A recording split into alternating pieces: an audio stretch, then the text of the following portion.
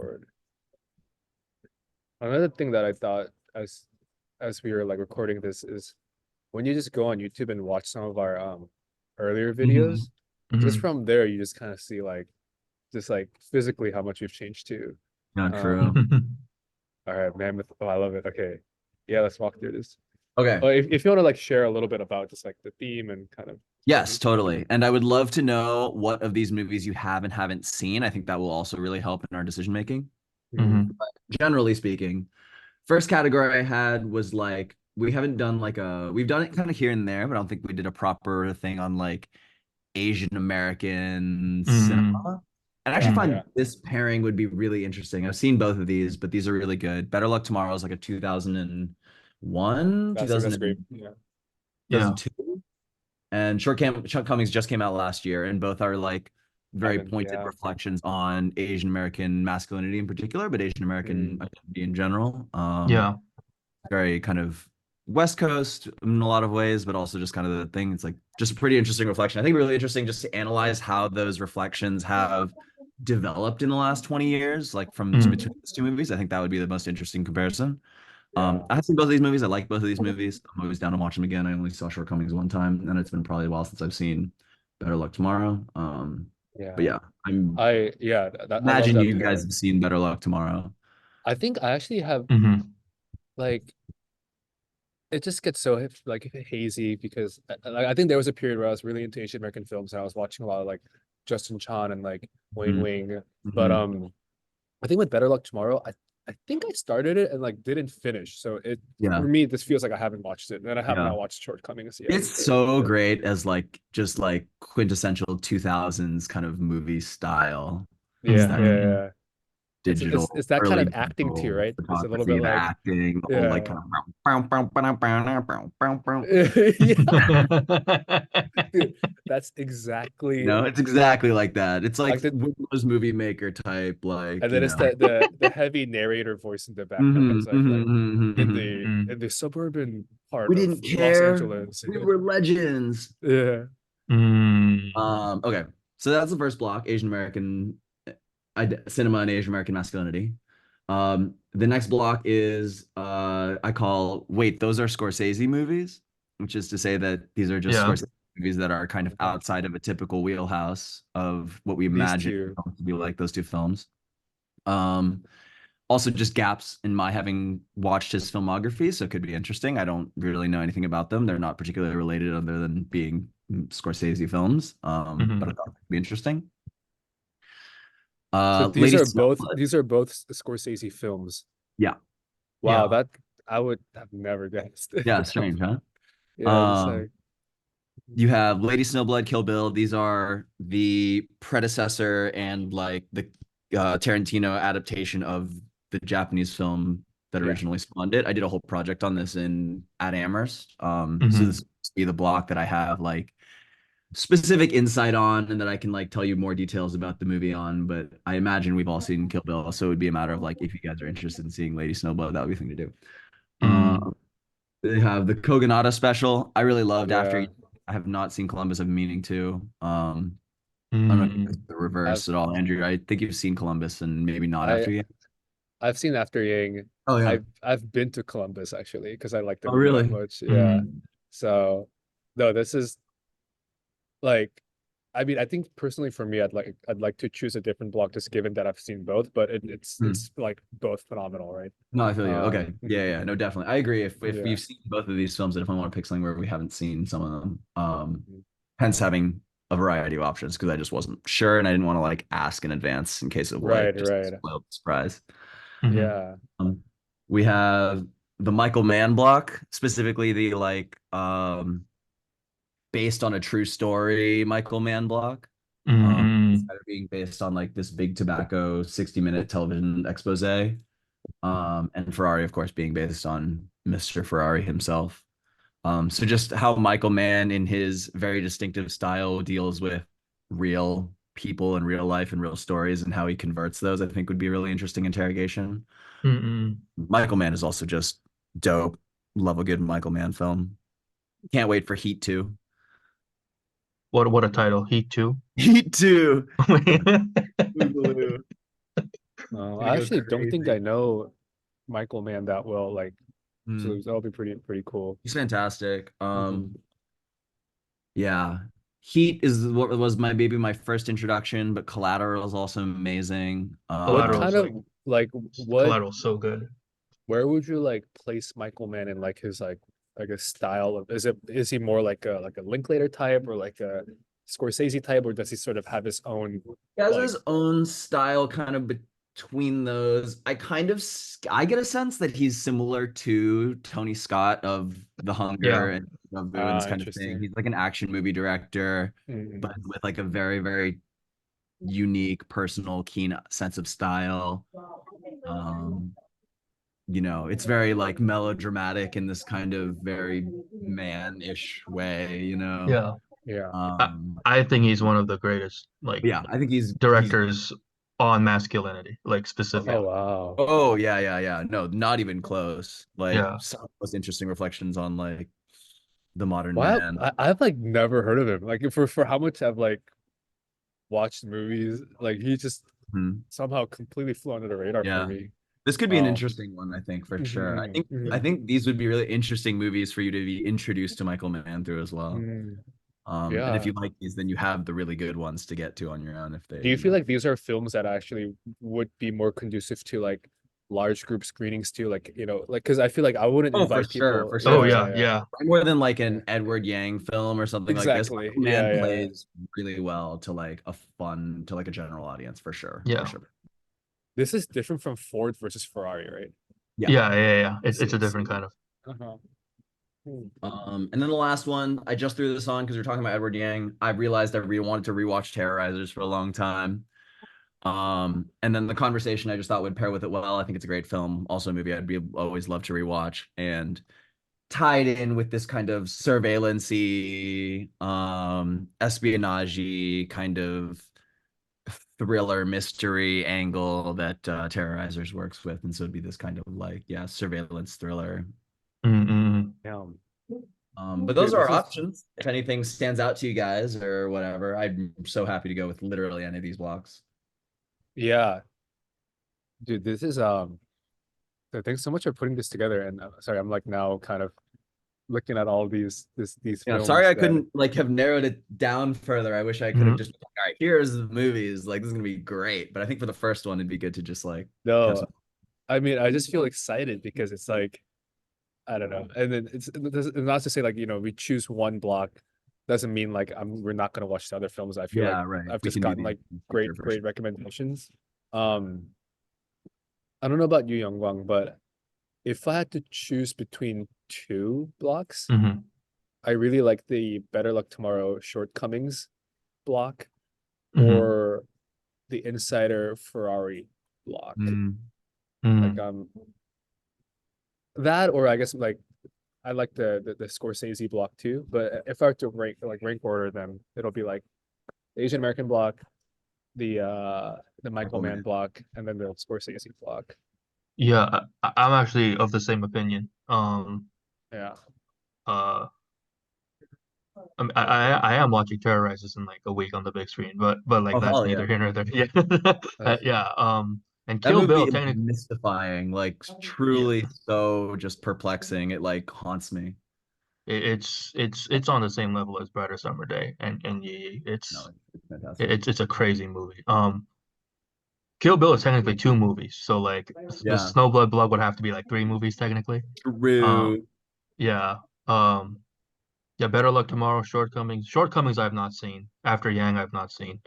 Mm. Uh, I don't remember. I don't remember Kundun. Yeah, I wanna look up. uh, yeah, but yeah, I'm pretty much in agreement with Andrew there. It's about the Yeah. Dalai Lama. See, I didn't even know that. I I thought it was didn't. about. I may have gotten it My confused with The only Last exposure to Emperor. Kundun is that cameo that Scorsese has in The Sopranos, and then Christopher Moltisanti is Yeah, like, "Marty, Kundun, I Kundun, I liked it. loved it. I Kundun, I liked liked it. it. Oh, shit." Wow. So Yeah. they really like. So did they actually have the Dalai Lama on here, or were they like, or are they like actors? Like are they? I Or know. are I they think like? it's a rendition. Like it's a portrait. It's like a fictionalized I see. I see. movie of Wow. like. Um, But I Uh, very little about it. this is a Yeah. tough call. I feel like all of them sound so exciting. I think I'm also just thinking about like what films we could watch that would like open up to a lot of like this discussion topic too. Mhm. Um, Mhm. and like what film that I just really want to watch from these this list. Um, I don't know. I kind of feel like I'm leaning a little bit towards like Better Luck Tomorrow, Shortcomings, that block. I don't know how you feel, Youngwang. yeah, I'm cool with that. Yeah, Yeah. yeah, yeah, Yeah. yeah. You guys like that? Let's do that. That sounds good. All right. Yeah, I I'm, think Hell I'm yeah. I'm very eager to excited. like peek further into these movies. I think really interesting. Yeah, no, and I think this for me, like I think my personal project would just be like I want to dive a little bit deeper into Michael Mann. But I think for me Mhm. it's like I've like been wanting to like watch or tie up Better Luck Tomorrow, and like Shortcomings was also one of those films where I kept telling myself I wanted to watch, but like I Mhm. haven't. So I think it'll Mhm. just be a good good good opportunity. So Yeah. I'm gonna just put them down.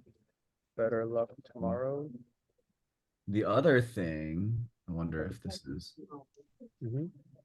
Shortcomings is based on a graphic novel by this guy Adrian Tamina. Um, Okay. if that was that's like interesting supplementary material to this movie, if you'd like to read the original, Mm. sure you can find like a PDF or like a whatever free read. Okay. I think I remember seeing this too. I bought a copy of it. It's pretty good. It's pretty Okay. interesting. Yeah. I think Uh, I was also because I started reading you know the book Stay True by like Hua yeah. Su. I have it here. Yeah, Let's watch it. yeah, yeah. You just started reading Hey, it? Oh, I have it. oh, I have a copy. but Randall yeah. Park directed this? Yeah, it's his directorial debut. I met him at Tribeca when it premiered. That's Nice. crazy. Very funny. Um, but I think because I started reading that, I've maybe like have become a little bit more like interested or kind of thinking a little bit more about um like Asian American like art Yeah, and cinema again. So yeah. yeah, I feel like I it'll think be a it's good. interesting. I think we're especially right now is such an interesting moment for it because it's so hot. Mm. Mm-mm. Your whole past lives thing or Yeah. whatever. And I'm actually hosting like a dinner at Wharton. And it's like there you can host like a themed dinner, and my theme is and so like every host can essentially put a theme, and like Wharton people just sign up underneath like whatever themed dinner they want to go to. And my theme was it's like past lives and ode to your inyan. And nice. yeah, and hopefully it's like a good discussion. That'll be cool. Mm. Okay, sweet. Thank But you for doing yeah, it. Sorry it took a minute. But I'm no, glad. I'm really excited for this next block. yeah, I'm excited too. Thanks for putting it together. Hell Um, yeah. but yeah, let's then. I guess I think that's a good cue to for us to sort Yeah. of dive into talking about some of the films for this week. Then we can start off with the the Hunger. Um, this was Jackson, your recommendation, right? Mhm. Yeah. Yeah, I'll open it up. I really I think I had a very um unexpected reaction to it because I was expecting the movie to feel a lot like that of like Brian De Palma or Mhm. a lot of more I don't know how should I say I thought I almost expected the movie to feel almost artificially too like ready to like scare or like I thought it would be very um I don't know exactly what the term is. Maybe it'll come later, but the movie felt very sensual, and I think the Mm. film felt really like Greenland. like very like delicate in many moments that I wasn't expecting. But yeah, I'll open up there. I'd love to just kind of hear like what other people how they approached it. Um, Oh yeah, you oh want to go yeah, ahead? Go ahead. oh yeah. I again, I'm agreeing with Andrew. I was surprised twice. I didn't. This didn't feel like a Tony Scott film, at least from the Tony Scott I know. Shout out Yeah. Deja Vu. Yeah. Um, and it didn't feel like the De Palma film, which I thought initially was going to head. It felt the sexuality in this movie, which is like all over, like it's just awash in like Mm. this kind of energy. Oozing It's very, sexuality. yeah, but it's so explicit and so like participatory in a way that Mm. sexuality in De Palma is not, right? Mm. Sexuality is always something to be like, it's an object of a thriller, it's an object of a chase, it's an Right. object of pursuit and like voyeurism, really at a distance. Mm. But here That's it seemed, yeah. yeah, and here, and you know, there's a lot of like thwarted desire, like just all around, like, you know, the titular hunger. The hunger is all over the place, right? But I really feel like this is a huge moment in like really continuing the vampire metaphor into, you know, a vampire metaphor, you know. It's like a you know, vampire. I believe the novel this is based on, I think apparently was published a year before the AIDS epidemic. Oh Um, wow. yeah, and it takes like, you know, a very well established kind of imagery in vampirism from, you know, the weird Eastern European like aristocrat, you know, bloodsuckers, you know, who prey on the unsuspecting peasants into, you know, a picture of like a permanently dissatisfied subculture of just, you know, Mm. wanting something, and then never quite knowing what it is, and that and what you want is never, you know, not always codified as moral. It's never codified as like socially acceptable. Like what is again what is it's an animal impulse, and that seems just like a huge transitory moment in like how we conceive of vampires. Because at this point, I think the idea of vampires for us is so much like towards in that direction rather than like Count Dracula or like Count Orlok, right? It's much more of a subculture or like a gothic subculture, a queer subculture, whatever, than like a than you know in the realm of aristocracy. Um, yeah, from that historical perspective, I thought this was just like a significant like missing link for me. Other than that, I mean, this is like one of those films that just keep you on auto, like like pilots you with its Mm. just imagery alone, you know. Yeah. I was like, what this is like, I was just content to just look at this movie. I mean, even the picture, even the image, Andrew, you put in here, like, I mean, look at the lighting in that, like, Yeah. Yeah. like straight down the lamp. You know, the division between the two worlds, like, you know, completely awash in sort of warm yellow to the left, contemplative yellow to the left, complete like what bright white in the right. Yeah. I think another like quick add on to that is like I remember looking at this poster and sort Mm, of like I think my thought was like I was expecting a film that would feel a lot like Nashville or like yeah. all that jazz, something that just felt would be just this bombastic, large scale, like ensemble production. But Yeah. I think what I found was something that just felt surprisingly a lot more intimate, given how, like, in many ways, so like elaborate some of the plot devices were. Um, and I think that was kind of interesting for me. And it also kind of made me think a little bit about, and I think the title, The Hunger, for Mm, me just felt so like it's one of those like really abstract and grand titles where it's like, man, if you're gonna name a movie like The Hunger, like you're either gonna go for something that's ironic or like you really think like your movie's gonna be this like magnum opus. yeah. But I think after I watched it, like it reminded me a little bit of like the movie Bones and All, and how there's Mm, like a conflation of like desire and lust that goes hand in hand with how we perceive the flesh, and Mm. how there's um just like this destructive instinct to our lust for ourselves or for other. Yeah, yeah. I think the movie really got me thinking a lot about that too, of how sometimes when we lust something, it's destructive in many ways. And I think by cutting into the flesh of the other person, it sort of visualizes that destructiveness. Mm, Um, mm, you know, what were I think some? it's so interesting. I mean, so the piece of additional information I have is that this was Tony Scott's debut feature made in the Ooh. UK before he came to the States and was doing all these like big American movies with Denzel and whatever. mm, Um, but that this was his despite being his directorial debut and being a pretty like not like tonally, but also just like narratively, like conceptually different film from a lot of what you see from him later on.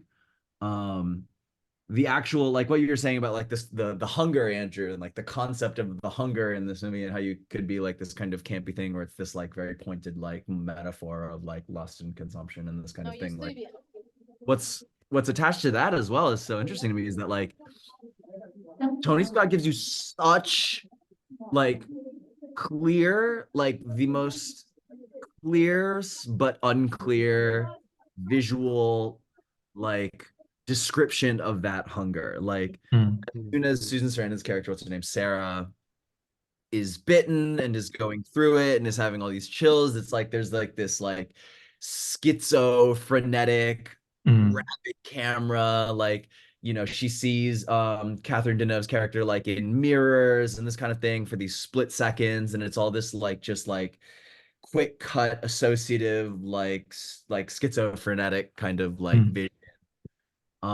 that Tony Scott I feel like is really known for. If you watch something like Man on Fire, the whole Yeah. thing is like bump in the club and like triple exposure image, like all like like kind of buzzing together.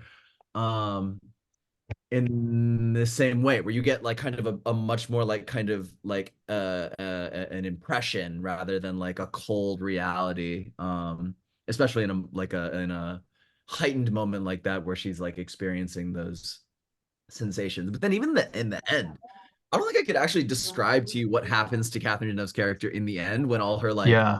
old crusty lovers come out of their coffins and then there's like just chaos. Like it's just chaos and craziness. Yeah. Yeah. Like poof, and that's it. And I couldn't logically explain it, but I also like feel like I understand it perfectly, just in the way that like the rest of the feeling or the like visual character of the film is constructed. Like it's you're lulled into having that make sense by the time that crazy finale comes around. Um, Mm, that's something that Tony Scott's always done so well is has such a like distinct visual narrative character to his films, like kind of even across like the great diversity of like premises that he works under and like types of performances he works with and this kind of thing. yeah. I feel like in many ways too, this movie is like it's such a divergence from the kind of movies that I'm used to, right? Mm. Like I think for me, it's like there's a very distinct like film taste that I have, and I think in many ways like it's a little bit like unhealthy in the sense that I think I like tend to just seek out movies like that, right? Like Mhm. the most recent like movie like Perfect Days was like very much like that. I was like, Mm, okay, this That's the is film my mm, you kind know of you're thing. gonna like, Yeah, yeah. exactly. And I think I was kind of coming to a point where like I felt like my movie viewing habits were starting to just feel too predictable.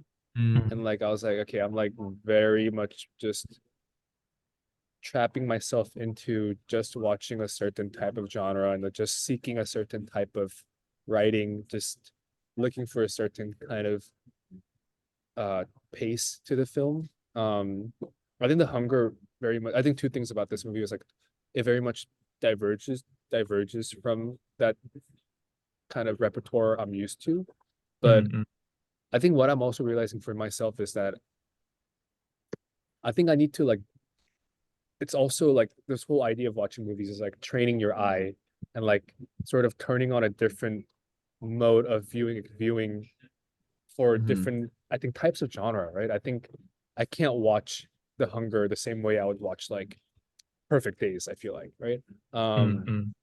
And I don't know, maybe I'm like, I think like I'm curious to kind of hear from you guys, like what about this film, like what about this film did you guys really like? Like what worked for you guys?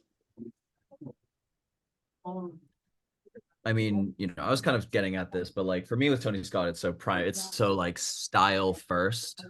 Mm, Like let the vibes come and ask questions later and like let Mm. that be interrogated. And I think what's so rewarding for me about Tony Scott is that like you can sit with not like your brain off necessarily, but without like a notepad in front of you trying to like carefully deconstruct what's going on. You can sit there with some popcorn or a glass of wine or something and just like let the movie wash over you, and like the vibe will be so distinctive and the experience will be so distinctive and like will can really affect you even if you're not like deeply engaging with it in that moment. And then you can come out of it having had that whole very full experience in the movie and break it down and reflect on it and like kind of analyze the parts that really stood out to you and be like, not only was that a really, really unique, interesting, like vibe experience kind of thing, it was mm, also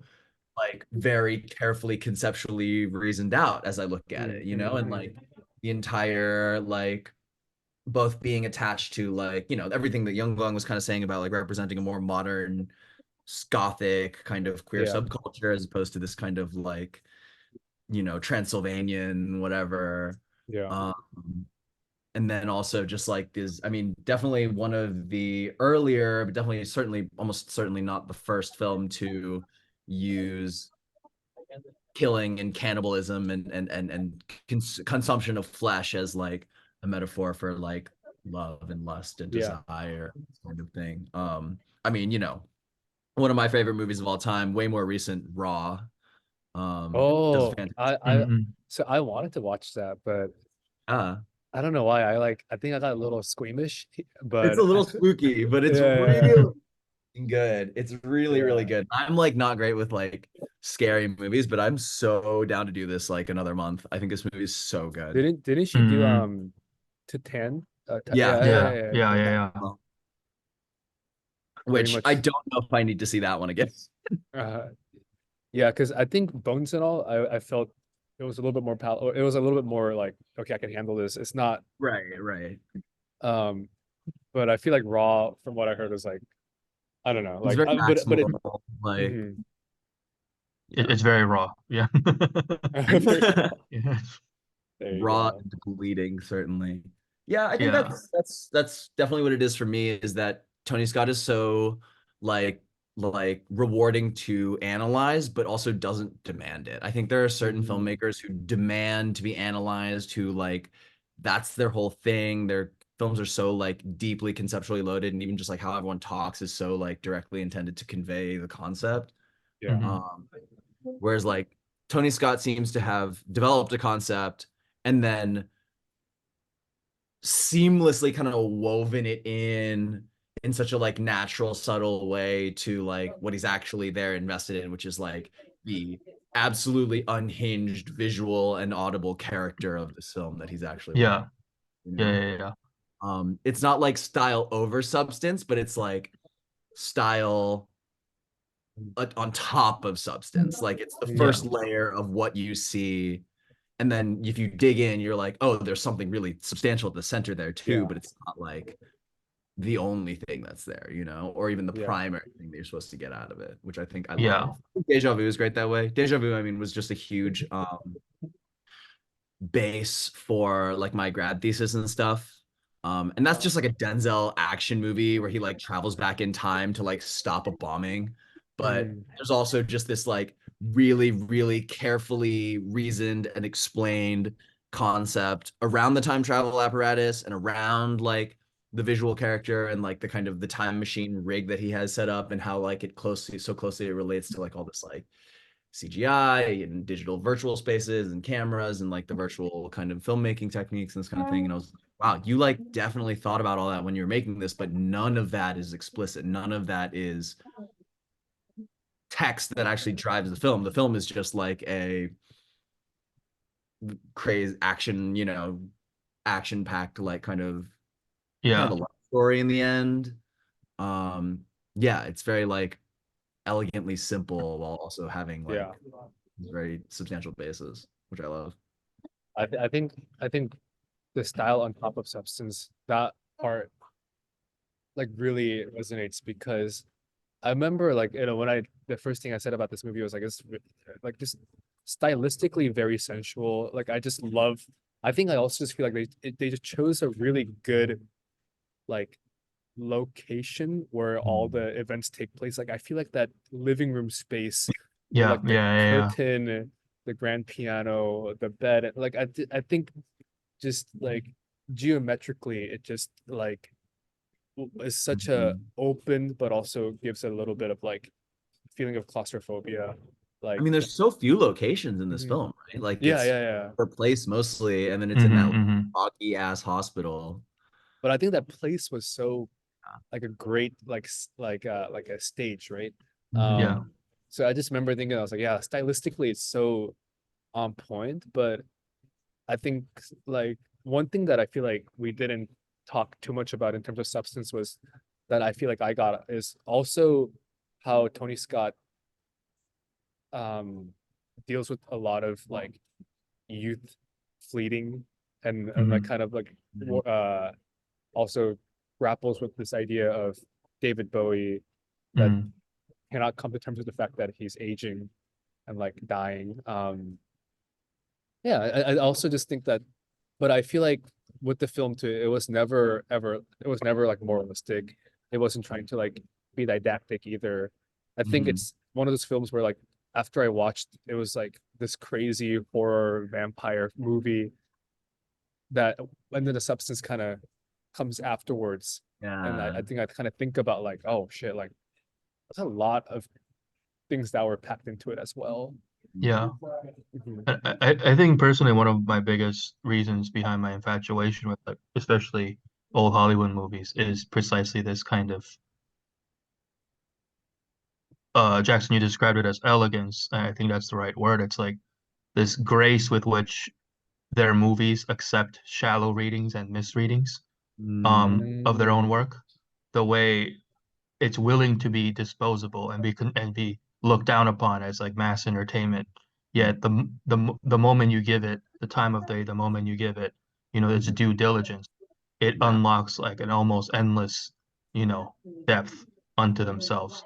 Like just, Mhm. I mean, you don't even need to go far. Like imagine, like think of how Hitchcock's Vertigo was treated when it first came out as a total critical failure, and now it's like the text of cinematic voyeurism Mhm. in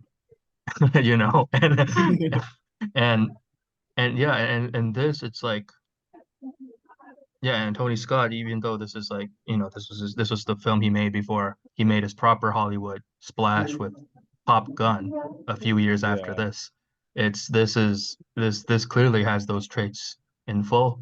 um and yeah, I guess another thing would be like one of my another like formative director for me is Lynch, and we'll talk about this with Phantom of Paradise. I mean, this might be a good transition point, but like I really like when movies take the really circuitous route towards their sentimentality, like towards Mhm. their emotional destination. Like there's a lot of tenderness between these two movies. Oh. Thoughts about aging, yeah, thoughts about, the sight of your sort of your lovers crumbling into dust, the sort of weighing the benefits of immortality and, in the case of Phantom of Paradise, genius and, artistic achievement with like the smallest, drop of love in your life that makes it all worthwhile. But to take such a, fantastical, monstrous, hideous, like shocking route, visually, sonically, all of that, Mm, and to arrive at such a almost trivial, you know, mm. place, emotionally, like that sensation of But having in like a way taken that this. is and like resonates, right? Like Yeah, yeah, yeah, yeah. like if you had not taken the scenic route, if you had not taken this inefficient route all the way Yeah. here, the kind of inefficiency that makes art, like it would not have hit the same. I think Like I that's think you like I love the those movies. yeah. Yeah, I think you did capture it Yeah. perfectly. I think it like this is the kind of film that does not feel any kind of need to prove itself at all. Yeah, So yeah, yeah, yeah. unapologetically confident with what it has that it's Yeah. like watch it however you want. I know it's Yeah, good. I know what I'm yeah, doing yeah, with this. yeah. Like if you see it, and that's great, and we can connect on that. And if not, then Yeah, like it's a great movie otherwise. It's just like yeah. a I don't have to prove it to you that this belongs, it can, or whatever, Yeah, kind of prestigious institutions. This is just like my movie. And I think it's epic. You know? That's yeah, I can't get over that. I think that's like one of the coolest things about him. I think he's so cool yeah. for that. I Yeah. gotta start watching a few more Tony Scott movies. I actually like don't think I've like yeah heard of him until we Watch watched. Unstoppable with Denzel and Chris Pine. Okay, That I'm gonna is just like so clean cut, like the most simple movie ever. And it's like riveting. It is absolutely riveting. It's like I it, I I've seen you've like always seen clips posters. of this on cable and stuff. It's totally Yeah, one of those movies that like plays on cable, like, when you're yeah. 15 years and this kind of thing. But it All right. literally, like, I watch it now, and the movie is like, based on this real incident of like a runaway train. Then you're like have Chris Pine and Denzel trying to stop it, and then you have like their families watching them from wherever they are, like on TV, on whatever. It feels like you're watching like the thing happen live on the news, is like how it feels to me. Like it feels like it's actually happening, and you're like part of the Okay, group of people watching it on TV in the movie, like, oh my god, it's dude. Megan! All right, I'm definitely adding this to the list Fantastic. too. I'm Yeah. with Um, we're at 5 minutes. I let's also go have on. a hard stop at five too because I need to go to like this next thing that on the other side of the campus. Yeah, you got Um, yeah, maybe we can briefly talk about it. Phantom of the Paradise. I know Youngwang, you were sharing a little bit about this as well, but did you maybe you guys want to yeah talk a little bit about the film too?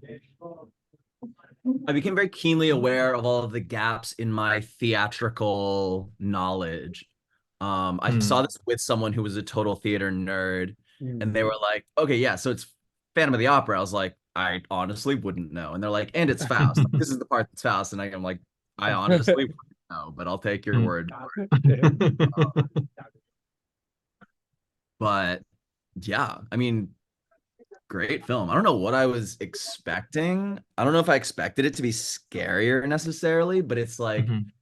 I mean, no, I didn't really. It's the most like kind of De Palma camp horror as it Yeah. gets. Like the thing where he like when he gets his ship pressed in the record press and he like gets all burned and stuff, like that's horrific and that's like, oh, but it's like presented in such a like kind of goofy, like kind of, I don't know, in like the goofiest way, I feel like, where it's just like, and it just feels exactly like De Palma. Like that's how I feel watching Blowout too. And it's like the end is horrific, but it's almost kind of tongue in cheek, right? It's like,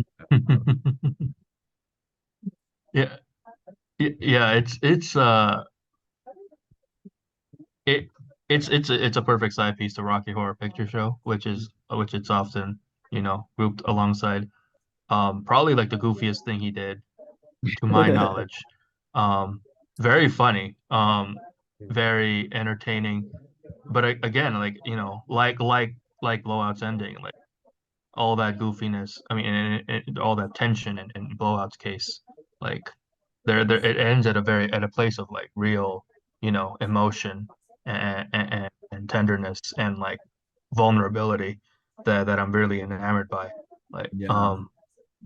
very wholesome movie all in all. Harry, I was surprised. I really was like, Yeah, oh, kind of cute. yeah. I mean, probably we now know of like a lot of the material systemic cases of like sexual abuse in like the music industry, the entertainment God, industry. that was so Um, that moment. Like it's just 2 seconds. She like goes in and comes out and is like, oh God, yeah, that was horrible. And I was like, yeah, the fuck? Yeah. What I I'm think kind of that was like. yeah. I'm kind of surprised like that. Maybe it's because of the ominous nature of like Eyes Wide Shut that people always go to that as like the go-to like conspiracy movie. But like I this see. is just as much of a expose Oh, of that kind of atmosphere. Yeah, the Yeah. De Palma is clearly like working it. Um, but it, it's testament to like the power of the style and the sort of the campiness of the movie that quality kind of gets like mushed up. But all in all, it's like yeah, you could watch this with your family. That's my take. And I think it takes a certain level of like like I feel like, and at the end of the day, it's like I think when I think about filmmakers, like you have to have like vision, you have to have technicality, you have to like source the right stage and all that. But I feel like I think sometimes you forget that the backbone of everything is just creativity, like just coming up with such an idea like this. Um, Yeah. and like, I feel like it makes me feel more hopeful that the more like well read and well exposed you are to different cultures, Mm, I think it feeds into your creative output, right? Because like I think with this film too, mm, it is a product of like meshing Faust with Phantom of the Opera that mm, like in my opinion, like, and then kind of then finding a way to like put it into like a visual context, mm, while cloaking that with these social commentaries and undertones that De Palma was making. Um, mm, I think for me, like it just reaffirmed the fact that filmmaking is first and foremost a creative endeavor, right? mm, I think it mm, requires a certain level of unhinged creativity to come up with a film like this and to make it work. Um, yeah, I don't know. I think that was kind of, and I yeah. think it made me feel a little bit almost like reinvigorated of like, yeah, there's a lot of our consumption of media, like film literature, is like going somewhere. I Mhm. think mm, it's Mhm. leading us to somewhere. Yeah. Yeah, I think it's so like this kind of movie is something that like really is so articulative to me about like just the potential of like what can be done in movies. It can be a Mm, movie based on two musicals about a theater and like inner workings of movie and show production and this kind of thing, and all in this still very like pointedly, uniquely cinematic kind of like way. You can only present it in this like cinematic way, even like mm, just like practical kind of set design are things that would be considered theatrical, but which like only really convey themselves in this medium. This is kind of what mm, you were saying mm, earlier, Andrew, about how like I feel like there's like an arc that everyone goes through as they like get into film, where yeah. like you're first watching all the essentials and all the old stuff and all the classics and the Kubricks, and you like are getting involved. And you're like, oh, these are great movies, they're amazing. And then you move on, you start to see something like maybe slightly off that path a little more. You get into like Asian cinema or slow cinema or some other kind of like specific school of art house that like really speaks to you and your character, Mm, mm, and that in some ways will refine and really improve like your creativity and your sense of like movie appreciation, but then also can be narrowing because you gain a greater understanding of film and yeah, by extension the film that you like, and yeah, that in turn kind of creates a self-selecting algorithm going forward where you don't get these yeah, new inputs of something that's just for totally going to sure. shatter your conception of what's possible. right, um, I, right. I think I'm definitely at that verge of like feeling kind of stuffy with like knowing too well what my film tastes are. mhm. And I think in many ways, yeah, like I like watched Problemista. I don't know if you guys like Oh no, seen I it. do It's need to see that. I need yeah, to. but Mm, I think that's like a movie that like I feel like I know is like not in my like Mhm. taste, um but I think you're right in the sense that becoming so refined or like knowing what I like too much, it's like turning a blind spot into like just this whole other chest of films that I haven't even tapped into. Um and yeah, I think you're right in that. I feel like I am kind of hitting this cusp in like Yeah. my But you're art aware of where it too, you know, and like I feel like with this club and this kind of thing, it's been so helpful to like yeah, keep me experiencing new things and having new things brought into my attention. And like I'm very grateful. yeah, It's honestly been so Mm-mm. been so yeah. productive. I feel like. With that being said, I actually do need to Yeah, jump. yeah. But before we jump, let's think of our next meeting time. Oh yeah. Um, I would love for us to meet sometime between like May 1st and May 8th. Mhm. Maybe May like 1st and May 8th, you said. yeah, maybe May 6th might be nice. Like Sixth, May maybe. 6th, Yeah. yeah. Sure. May 6th is the Monday. I'm gonna be home, so anytime could work, but I think for now, maybe I'll just send a placeholder for like maybe I can just like 4 p.m. Eastern time. On the Like Monday. yeah. Yeah. Or Yeah, that should be good. okay. I'll send it for this time and then we can maybe move it around. And I'll be happy to do the like for the May 6th meeting. I'd be happy to take the two Oh like yeah. curate, the spotlight films for that day. Mhm. Sounds Sounds good. good. Sounds Yeah, good. if you're Sounds down. good. Cool. All right. Sweet. That sounds good.